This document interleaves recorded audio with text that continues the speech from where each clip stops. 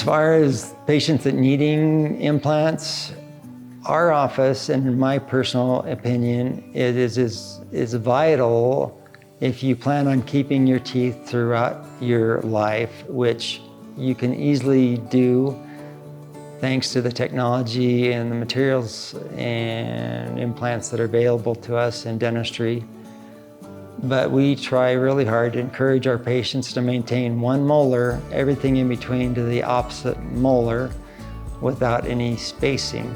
Teeth like to have buddies. They like to be leaning against each other, and they like to function together. If you have a tooth that's isolated without a friend or a tooth next to it, he takes excessive force and wear on chewing and will eventually likely lead that tooth to needing a root canal up and into the point of losing the tooth. But if we can keep everything functioning together, you're much more likely to maintain your teeth throughout your life.